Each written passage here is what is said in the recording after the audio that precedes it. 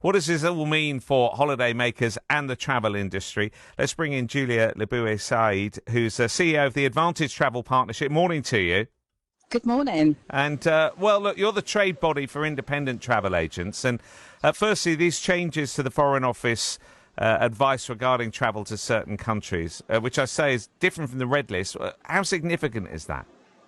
It's very significant, James. And what we've already had up until now is two separate lists. So we've had the Department for Transport, as you quite rightly said, with their red list, which will change this week, and the traffic light system, which has now been disbanded. But we then had separate to that the Foreign Office and Commonwealth advice, which wasn't aligned. So you had situations, like you said, where destinations were not on the red list, but the Foreign Office advised against travel. So it became very complicated, very complex to navigate through.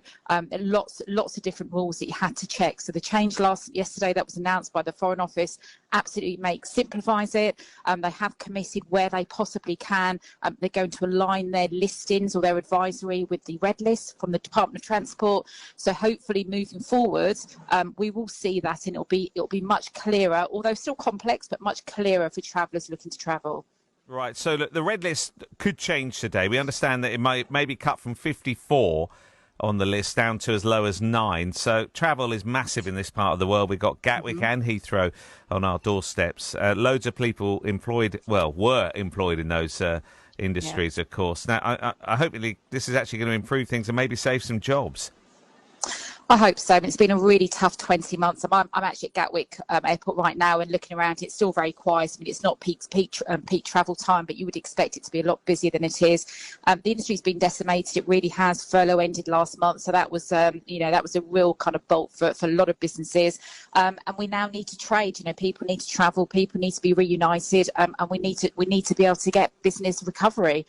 Given the success of the vaccine rollout, and actually given when we look at the data in terms of variants, which is always what the government are worried about, we've not seen any high priority variants. None have actually been found since international travel resumed back in May. So now is the time to really be ambitious, take advantage of the vaccine rollout, and reopen travel as much as we can to save more jobs, particularly around these areas, and the rest of the UK.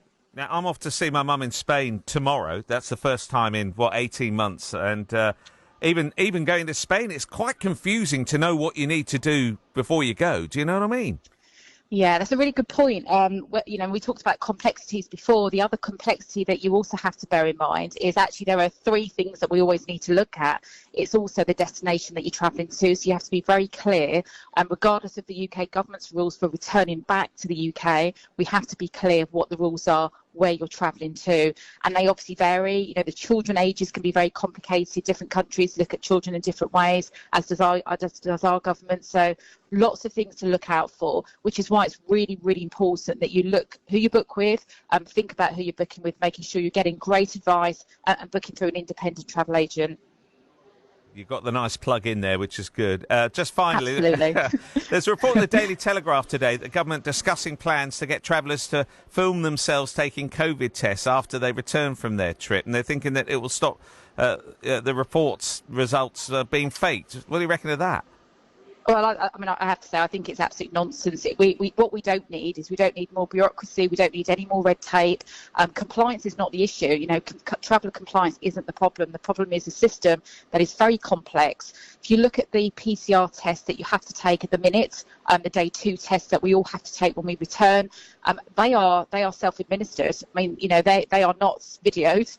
We all self-administer those at home and we send them off. It's no different. So I think that is, that really is a PR exercise to be seen to be doing something which is going to do absolutely nothing to protect public health or to improve public health. The testing is just more bureaucracy on top of what we have already. Good talking to you. Are you flying today? Are you off anywhere nice? I'm not flying anywhere. I've got a meeting shortly here, but no, unfortunately today I'm not flying anywhere. Right, okay. Well, have a good trip wherever you go to next. Nice talking to you. Thank you, Julia.